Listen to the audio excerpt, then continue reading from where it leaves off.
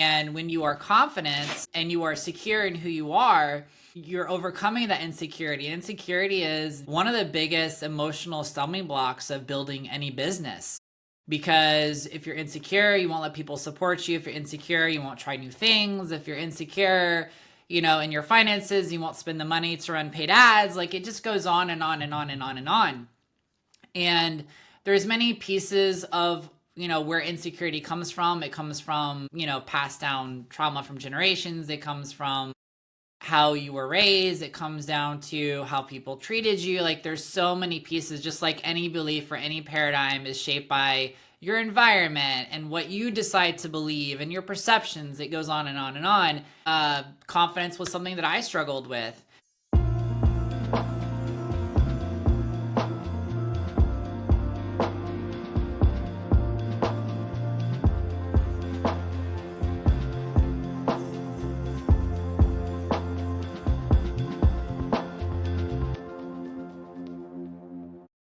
Well, hello and welcome back to the Amanda Kaufman Show. And we are continuing our series on the coaches that don't suck. So, of course, we had to have Brandon Foster on the show. Brandon, welcome. How are you doing? I am good. Thank you so much for having me today, Boo. So good. So, okay, Brandon and I go way back a couple of years now. We met in a mastermind because we really believe in mentorship and we believe in the power of coaching and getting better at what we do. And we just hit it off so hard. And he's actually come and spoke at my live event a few times, both like in person and virtually. This dude knows so much about confidence and showing up with your full authentic expression. But Brandon, why don't you take 30 seconds and introduce yourself to the listener? Yeah, my name is Brandon Foster. I am known as both the confidence coach and the encouragement king, which simply means that I help amazing people like you who are watching and listening to tap into the untapped badassery that's always been inside of you to do things that you've never done before and go where you've never gone before. Love that. That's so cool. So, and Brandon, who do you typically work with like in your business these days? Whoever will hire me. Anyone with confidence. I love it. No, I really thrive working on people who have the basics of their business down. So they know what a funnel is, they know how to market, they know how to service their clients, and they haven't developed that gut instinct, that divine intuition. They are, ready to what I call turn heads in their industry and create their own rules to the game and truly not just be leaders in their organization, but leaders inside of their industry. When everybody else is going right, you go left. Why? Because it's the right decision for you. It's what's right for you. That's a big piece of it. The second big piece, actually there's three pieces. So then this other piece that I really love working with faith-based people. They don't have to necessarily hold my same religious beliefs, but it's really hard to build a business on your own. And tapping into divine intelligence and trusting that the universe, God, whatever you believe has your back is really important. So that's number two. And then the third piece is we're just addicted to hustle and grind culture. And it's not that taking action is a bad or a negative thing. You have to take action inside of your business. I always tell my clients, God puts the worms out there, but you got to leave the nest. And I also truly, truly believe that taking action shouldn't feel hard, that sacrifice and hardship and, wearing these badges of I did it the hardest way possible, it's you just want to get to the destination. Doesn't matter how you get to the destination. So we got to stop priding ourselves in walking 1,000 miles when we could have taken the Uber. Right. Oh my gosh. Yes, I love that. I was just catching up with another friend today and we were talking about our zones of genius and we both love to talk about strategy, and strategy is the decision making that you make about the resources that you have to get the best possible outcome. So, that whole idea of like slowing down to speed up, operating more from your strengths, choosing to do things like you said, hop in that Uber, like, it is, I think, very glorified to be in suffering and struggle. And I'm like, I feel like the struggle and the suffering or the pain, it's like gonna be there sort of no matter what you do. Like, do we have to necessarily cultivate it? Like, maybe we choose to address even bigger challenges or bigger problems rather than kind of staying attached at this lower level of energy. Yeah. I'm so curious, like, what motivated you to choose to specialize and niche down into the area of confidence? Like, why that? I didn't. That was really, I really feel this is gonna sound so like do do do do do do do do do do, but Perfect. We're here but for it. but the truth is I've always been such a good encourager to Mm. other people ever since I was, teach assistant taekwondo instructor, 12 years old. I remember being a great encourager, and it's been a very constant in my life. And the other constant in my life is that I have dealt with major pieces of insecurity. And when you are confident and you are secure in who you are, you're overcoming that insecurity. And insecurity is one of the biggest emotional stumbling blocks of building any business. Because if you're insecure, you won't let people support you. If you're insecure, you won't try new things. If you're insecure, in your finances, you won't spend the money to run paid ads. Like, it just goes on and on and on and on and on. And there's many pieces of, where insecurity comes from. It comes from, passed down trauma from generations. It comes from how you were raised. It comes down to how people treated you. Like, there's so many pieces, just like any belief or any paradigm is shaped by your environment and what you decide to believe and your perceptions. It goes on and on and on. Confidence was something that I struggled with, and I found my knack for it when I started my travel business, decided to make it a legitimate business. I ended up doing a mastermind program to help me really turn it into a legitimate business. It taught me, all the practical pieces. They didn't really have a lot in terms of mindset.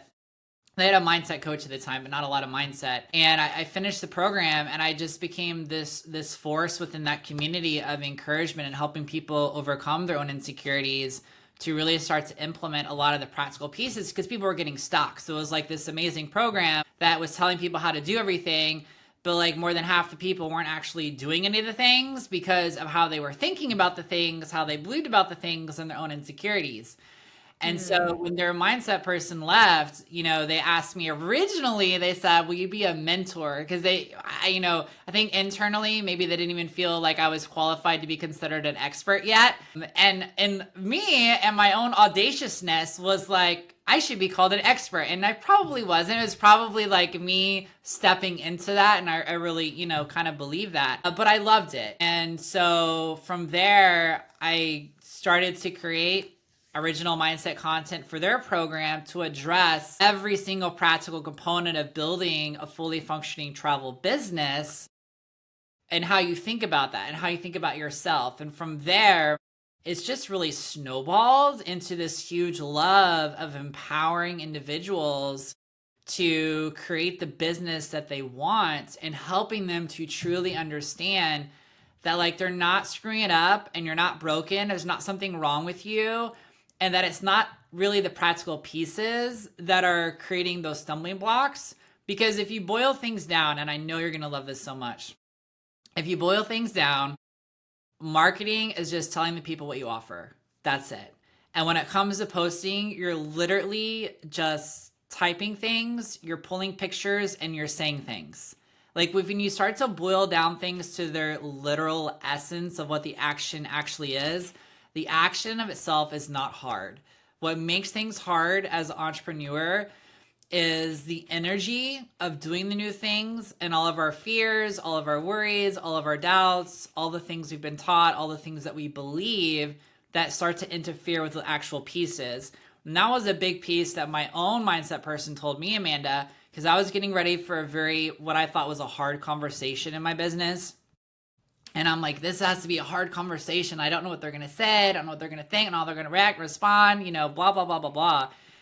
And she said, there's no such thing as a hard conversation. She goes, you having a conversation is no different than you ordering your favorite treat at Dairy Queen Blizzard at the drive-thru. It's your lips and your mouth moving and sharing information and them sharing information back. She says what makes it hard is the energy behind it, the feelings behind it, what you want out of the conversation. It's all these other pieces, but the actual practical piece in of itself is not hard. You're right. I do love that, because I work with a lot of people that are starting out doing marketing for the first time, perhaps. Like it's maybe the first time that they're showing up building a personal brand on social media.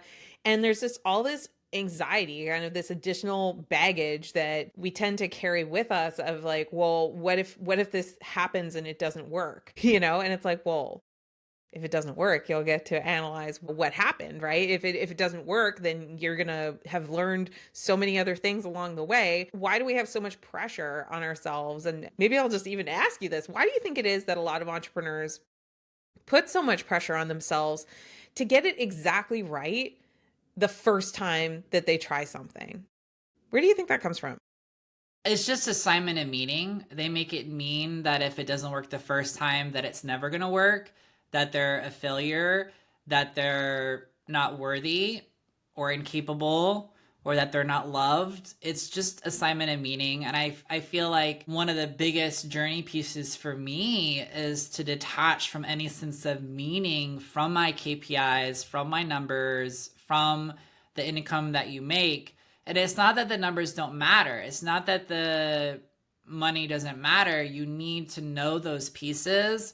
Where it's not helpful is when it starts to assign your self-worth, when it starts to assign your lovability, when it starts to assign what it means about God or universe's view of you, or what is destined in your future, or whether there are people for you to serve or people to not to serve. That's what causes the real havoc.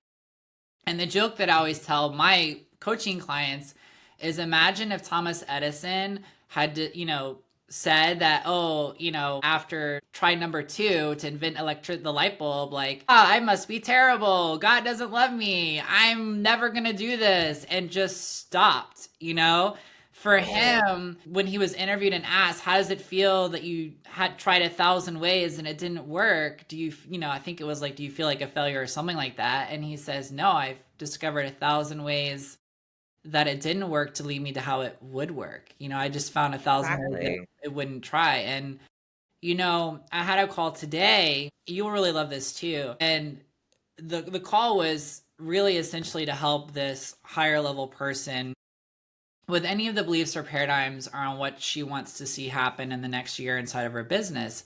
And she goes, well, I set all these goals. And I said, stop saying the word goals. Said just substitute goals for decisions. And it made her pause for a second. And I explained to her, goals at one point, I feel like were a very helpful term to use. However, I feel like the term has been overplayed. So it's lost a little bit of its meaning, because now when someone sets a goal, they don't really set a goal. Like if you set a stretch goal, the stretch goal is what you really want, but you're afraid of disappointment, or you're afraid you're not going to make it. And so it becomes a stretch goal, so you don't judge yourself if you don't make it. And then we have the normal goal, the SMART goal, which is the realistic goal. And sometimes I feel like people rely on those, but they don't actually allow them to grow the way that they can grow, because they're not pushing themselves outside of their comfort zone. And so, I love Earl Nightingale's definition of success, which is progressive realization of a worthy ideal. And Bob Proctor, if any of you all are familiar with Bob Proctor's work, he always said, you never change the goal, you can change the approach, and you can change the time period. So my reasoning behind telling her this was, I wanted her to understand that once you decide you're going to do something, it's inevitable, it's going to happen. And if you decide you're going to do it, you can change the time, you can change your approach, just like Thomas Edison did with the light bulb. But once you've decided to do this, you've decided to be a coach, you decided to own a business, you decided to go to this level, once you've decided, you're going to get there because you've already decided. you're going to figure it out no matter what, no matter how long it I takes, no just matter what it costs. adore the energy of that because you're right. Like actually just last week I got coaching myself about my tendency to use the word ideally. And I posted to my stories, I'm breaking up with ideally, right? Because it's kind of the same thing where you're hedging or you're kind of creating like this perception of psychological safety. And I say perception because like it seems safer to have the realistic goal versus the stretch goal. It seems safer. But in my experience, when I'm not convicted in a decision and I'm in that deferment place or I'm in that kind of mid zone, that's where all the fogginess is and the lack of clarity is. And I would much rather make a firm decision and go full tilt, like play, like leave everything on the field. And, you know, let's say that I do that and I authentically really do that. And for whatever reason, don't hit the predetermined goal. I like to think of the word target. I'm like, okay, here's the target. Let's say for whatever reason I don't hit the target. I don't want it to be because I was, you know, wishy-washy about my commitment to hitting the target. If I miss the target, I want it to be because I was Olympic level committed to hitting that target. And whatever went wrong, I'll be able to identify that or I'll be able to get a little bit closer to what was causing that delay in achievement of hitting that target. But if I'm introducing kind of the variable, if you will, of not being emotionally committed or convicted that I was going to do the thing, that's so much harder to feel good about, you know? So it's like, are you really creating that psychological safety if you're living in that place? Because you're really just underperforming and you're just living, you know, in sort of a medium, lukewarm attempt kind of version of your life. Absolutely. I couldn't agree more with what you said. And there's something to be restated in the idea that if you give it your all, you know you gave it your all, right? Whereas if you don't give it your all, then you're left with wondering, I wonder what would have happened if I had given it my all. Would it have worked if I had put everything that I had into it? The analogy that I like to use, if you're going to swing a bat in baseball, you should swing it for the fences. Like, why would you, because if you swing for the fences and you miss the ball, you're going to strike out. If you don't swing for the fences and you miss the ball, yes, you're still striking out. But let's talk about when you hit the ball. Because if you don't swing for the fences and you hit the ball, you can still ground out, you can still only get to first base. But if every single time you're swinging inside of your business, you swing for the fences when you do hit the ball, you're going to hit a home run, you're going to hit a grand slam. So if you're going to swing the ball, swing the bat to hit the ball, you might as well swing for the fences. Love this. So Brandon, what is the best way for people to follow you? I would follow me on Instagram at Brandon R. Foster and YouTube. I mean, you find me one place, the goal is, right, Amanda, that you find me in all the places. Exactly. That is the goal. I would say the best way for all of you to get an experience and feel for who I am and my work is to buy my book. I have a book that's on Amazon. It is the holidays. I don't know when you're airing this, but we're talking about this during the holiday season. And my husband has been doing all these cool photoshops of like my book and like Santa's knapsack and like everything else.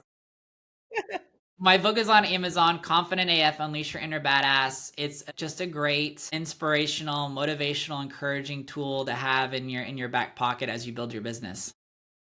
So good. And we'll make sure to have the link to Brandon's book and all of his socials in the show notes. So listener, thank you so much for joining us. Don't forget to subscribe and leave us a 5-star review. It helps others decide whether they want to listen to the episode. And come on, Brandon did a great job. He deserves it. Go ahead and share this with 3 of your friends who need a little uplift, a little conviction recharge, if you will. And we will see you on the next episode. Have a great day.